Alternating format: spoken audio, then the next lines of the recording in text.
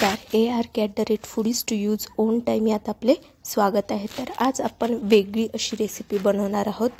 ती आहे ज्वारीचे बॉल्स। तुम्ही खाल्ले आहे का कधी? तर चला करूया सुरुवात। अगोदर आपल्याला त्यामधलं सारण बनवून घ्यायचं आहे। तर त्यासाठी मी 2 उकडलेले बटाटे घेतलेले आहेत। आता त्याला अशा बारीक किसणीने किसून घेणार आहे, म्हणजे व्यवस्थित ते त्यामध्ये मॅश होऊन जाणार। त्यासाठी मी हे किसून घेतलेले आहेत। त्यानंतर आपल्याला भाजलेला स्वीट कॉर्न टाकायचा आहे, म्हणजे तुम्ही कच्चा पण टाकू शकता, पण त्याची चव व्यवस्थित लागण्यासाठी मी त्याला अगोदर भाजून घेतले आहे, नंतर त्यामध्ये टाकलेले आहे। त्यानंतर आपल्याला त्यामध्ये किसलेला गाजर, बारीक चिरलेली शिमला मिरची, बारीक चिरलेला हिरवी मिरची आणि किसून घेतलेलं अद्रक आणि बारीक चिरलेला कांदा हे सगळे यात एकत्र करून मिक्स करून घ्यायचं आहे। तुम्ही बघू शकता खूप बारीक चिरलेलं आहे मी, आणि त्यात आपल्याला त्यामध्ये टाकून घ्यायचं आहे, जेणेकरून ते मिश्रण एकजीव होतील।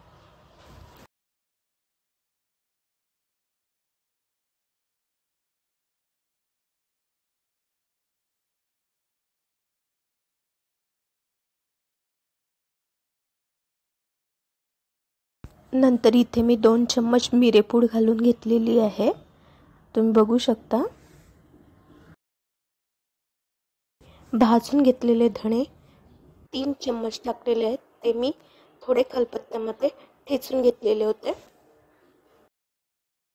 इथे मी जिरं घेतलेले आहे, ते हलकं भाजून घेतले आणि त्याच्यानंतर त्याची पूड केली, यामुळे त्याचा वास पण छान येतो आणि टेस्ट पण छान लागते। आपल्या मिश्रणाला आंबट चव येण्यासाठी मी इथे 4 चम्मच चाट मसाला टाकलेला आहे। नंतर बघूया, त्यामध्ये चवीनुसार मीठ घातलेले आहे, इथे मी 1.5 चम्मच मीठ घातलेले आहे। आणि नंतर आपल्याला हे व्यवस्थित मिक्स करून घ्यायचं आहे।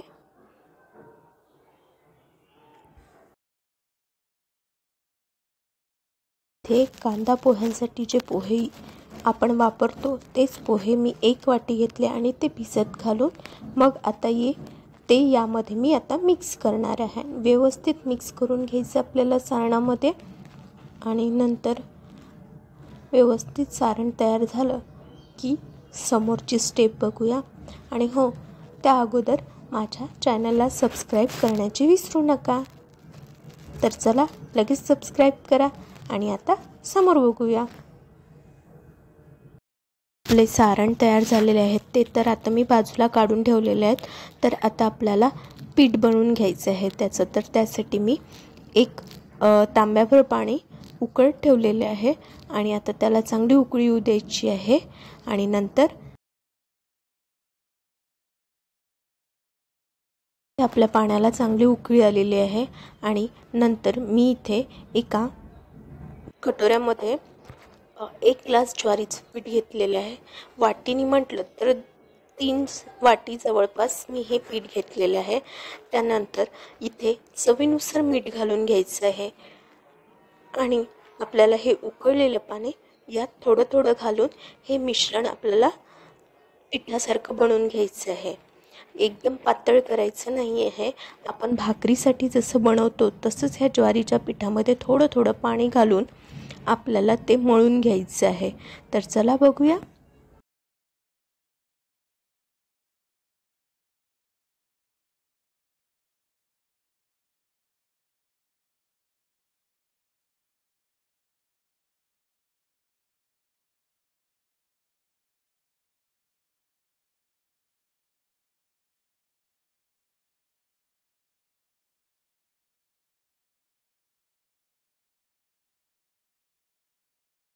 मिक्स करत असताना थोडी काळजी घ्यायची, कारण की हे उकळतं पाणी असतं, त्याच्यामुळे हाताला चटका बसण्याची भीती असते।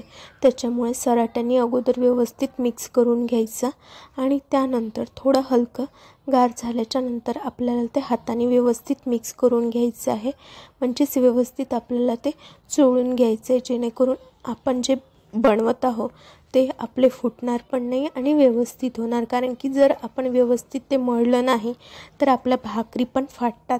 त्याच्यामुळे हे व्यवस्थित मळून घ्यायचं आहे आपल्याला, त्यानंतरच ते बनवायला घ्यायचं आहे. तर चला बघूया समोर.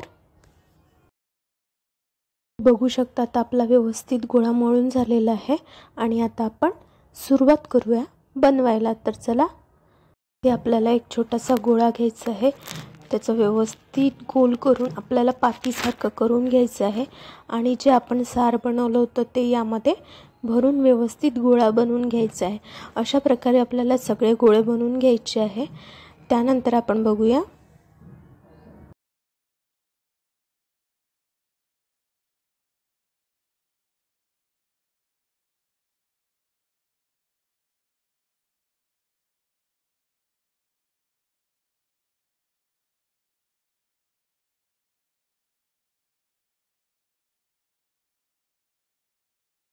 बघू शकता अशा प्रकारे मी सगळे बॉल तयार करून घेतलेले आहे.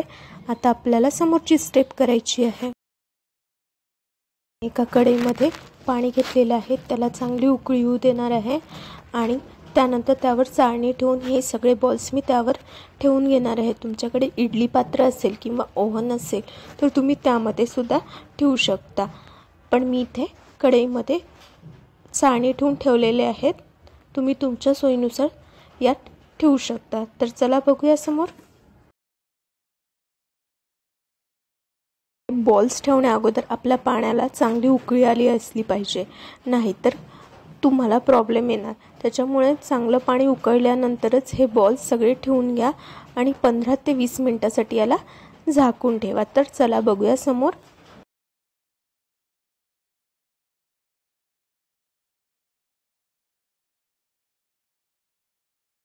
हे 15 ते 20 मिनिटं झालेले आहेत. तर आपल्याला ही लीड काढून घ्यायची आहे आणि व्यवस्थित गार होऊ द्यायची आहे. त्याच्यानंतरच आपल्याला समोरची स्टेप करायची आहे. तर तुम्ही बघू शकता इतके छान झालेले आहेत, ते व्यवस्थित शिजल्या गेलेले आहेत. तर तुम्ही असे पण खाऊ शकता किंवा याला आता आपण काय करणार आहे, अप्प्यांचं जे भांडं आहे त्यामध्ये थोडं थोडं तेल घालून आपण याला असे ब्राऊन होतपर्यंत भाजून घेणार आहे. यामुळे आपल्याला टेस्ट पण छान लागणार आहे आणि रुचकर होणार आहे. त्याच्यामुळे हे बॉल्स अगोदर थंड होऊ द्यायचे आहेत, त्याच्यानंतरच आपल्याला अप्प्यांच्या भांड्यामध्ये त्याला थोडं भाजून घ्यायचं आहे. तर तुम्ही बघू शकता यात थोडं थोडं तेल घालायचं आहे आणि नंतर आपल्याला हे व्यवस्थित ब्राऊन होतपर्यंत भाजून घ्यायचे आहेत. तर चला बघूया.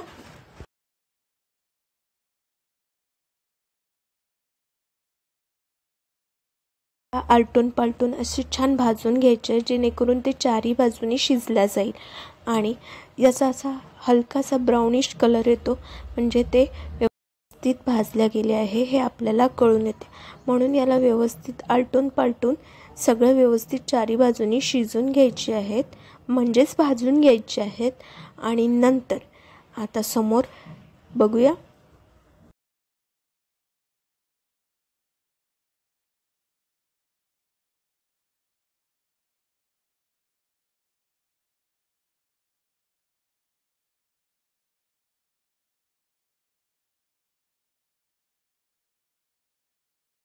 आता आपले हे सगळे बॉल्स तयार होत आहेत. तर हे व्यवस्थित बाजूला काढून ठेवून द्यायचे आहेत आणि मी दुसऱ्या साईडला अशी झणझणीत फोडणी देणार आहे. त्यासाठी मी एका पॅनमध्ये 2-3 पळी तेल घेतलेले आहेत. त्यात जिरं मोहरीची फोडणी दिलेली आहे आणि मस्त हिंग टाकलेला आहे थोडा आणि कढीपत्ता पण टाकलेला आहे. आणि मला झणझणीत पाहिजे म्हणून यात हिरवी मिरची मी छान 2 तुकडे करून टाकलेली आहे. जर तुम्हाला हिरवी मिरची नको असेल तर तुम्ही टोमॅटो सॉससोबत किंवा ग्रीन चटणीसोबतसुद्धा खाऊ शकता, पण मला झणझणीत खायचं होतं म्हणून मी हिरव्या मिरच्यांची फोडणी दिलेली आहे. त्यामध्ये चवीनुसार मीठ आणि थोडं धना पावडर घालून ते व्यवस्थित मिक्स करून घेणार आहे आणि आपल्या बॉल्सवर ही फोडणी छान अशी ओतून घेणार आहे. मस्तपैकी मी हे खाणार आहे. आणि हो, तुम्हाला हा व्हिडिओ कसा वाटला तर नक्की कमेंट करून सांगा आणि माझ्या चॅनलला सबस्क्राईब करा आणि हो, तुम्ही हे बॉल्स नक्की बनवून बघा आणि मला सांगा ते कसे झाले ते. तर चला,